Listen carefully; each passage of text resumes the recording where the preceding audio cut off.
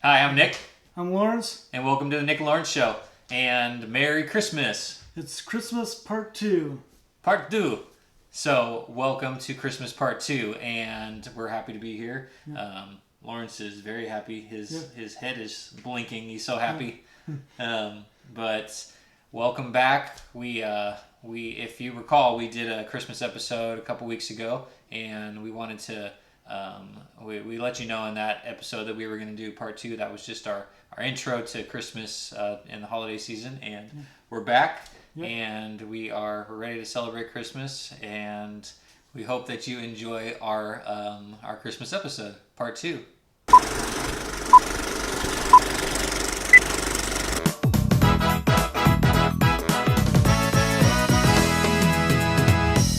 All right, Lawrence. So, Merry Christmas. Merry Christmas. Happy holidays. So, I don't know if did you follow the news with Macaulay Culkin in the last few hours? No. I'm going to stump you on that because I've heard that there's a really cool Google ad that just came out today because we were talking about Home Alone on our Part 1 video, and he is redoing the whole several scenes from Home Alone for these Google ads. So we were talking about Macaulay Culkin, and I can remember his scripts and everything, and so Google is doing a reenactment of the Home Alone with an adult version of Kevin McAllister. Okay, that's cool. So it's pretty much 3 of the most iconic scenes from Home Alone with him using, I guess, his smartphone or whatever the device is, and trying to figure out a way to, live in the house by himself. Yeah, it's pretty cool. Pretty cool Google technology. Yeah, check it out.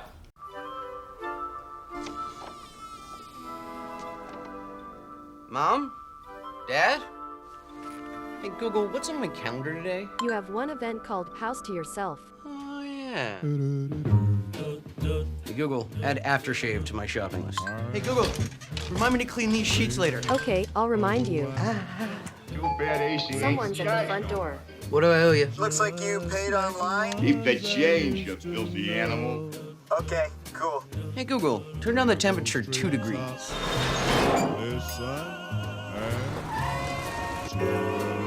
Hey, Google, begin Operation Kevin. Operation Kevin underway.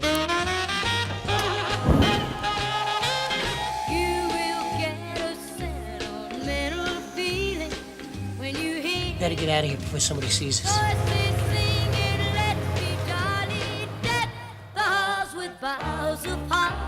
So that was that. That's cool. That's fun that they're doing that. That's kind of bringing it back around. Even though we were saying that in the last Christmas episode that Macaulay Culkin's never actually seen Home Alone. Right, but he's been able to remember the lines. Yeah, it's fun that he's doing that. Yeah. Okay, so let's dive right into all the stuff you brought. Yep.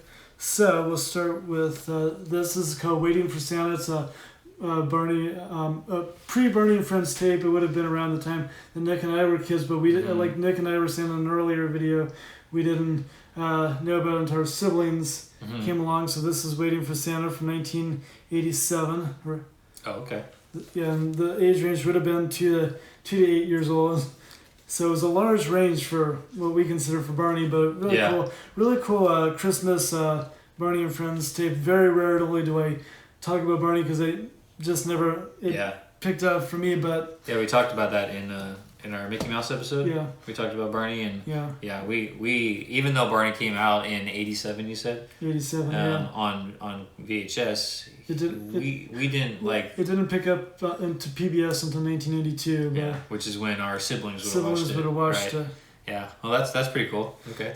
And then I brought in videotapes. Brought one of my favorite train station TV shows of the 80s, which was Shanghai Station, and a Christmas special called "'Tis a Gift" with our favorite friend, Mr. Conductor, who you may all remember as the former Beatles drummer, Ringo Starr.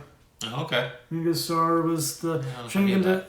Ringo Starr was the train conductor for the first season, and then went on to other stuff in his drumming career as a drum solo person throughout the 90s, and is still doing stuff today. But one of my favorite Christmas specials. Next, I have one of my favorite, which is a Christmas episode of Mr. Rogers' Neighborhood. I did was listening to a podcast that I'm a part of, and here's the back of Chef Brackett and Daniel Tiger and Make Believe, but a whole Santa Claus is Real from 1973.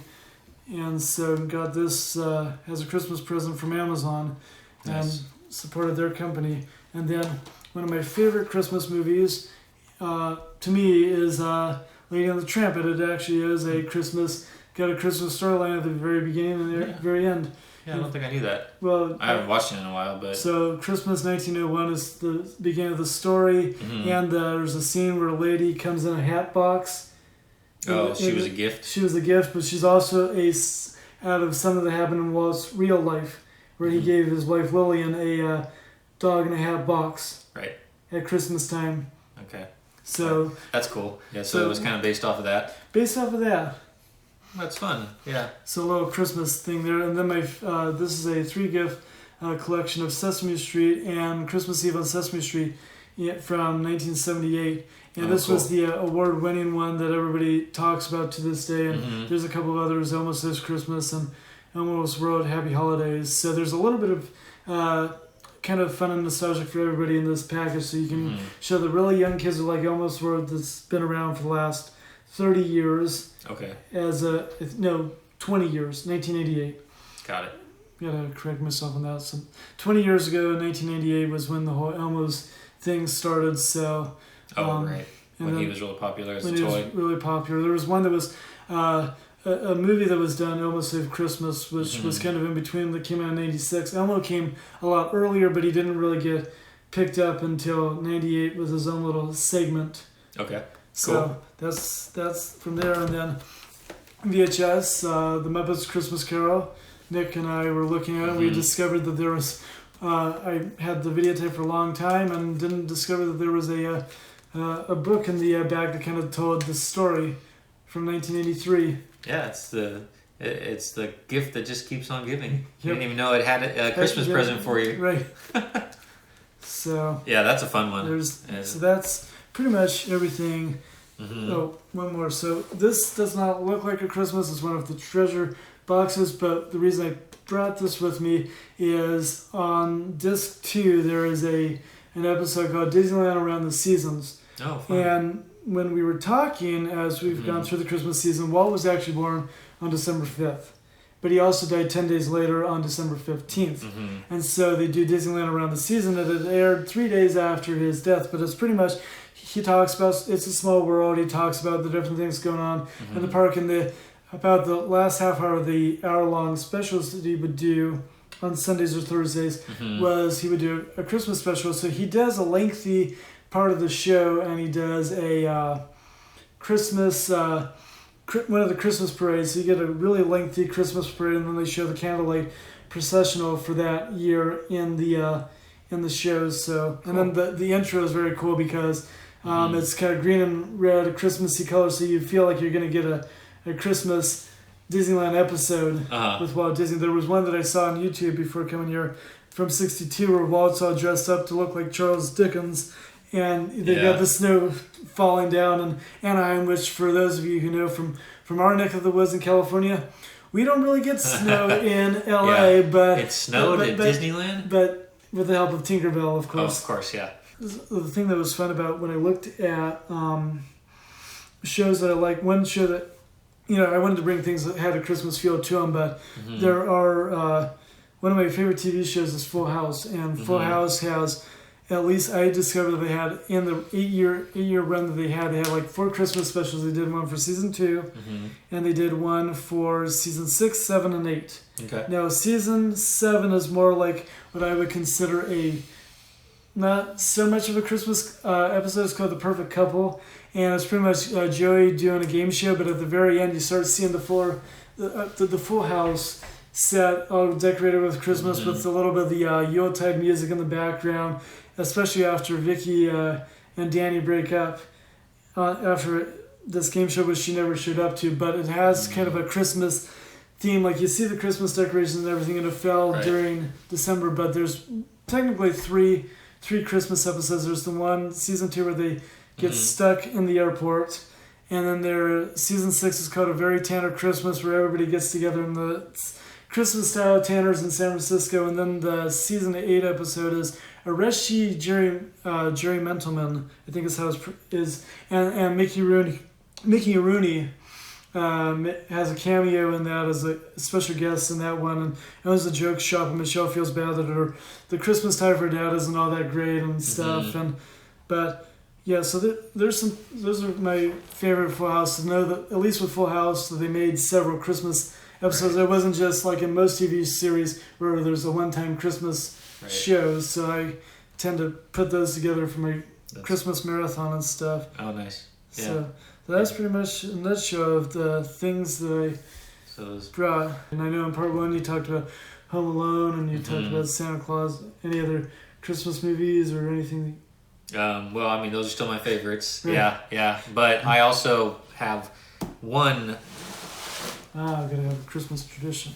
Yes, I have one prop or memorabilia here, and I'm sure I have some more around here. But this one, because we kind of talked about it. Actually, we talked about it in a little bit of length last Christmas episode, and that was a Polar Express. Right. So we talked about the movie, and we briefly talked about the book. But I found my book, and I'll just show you. It's usually, I think it came with the dust cover or dust cover, but.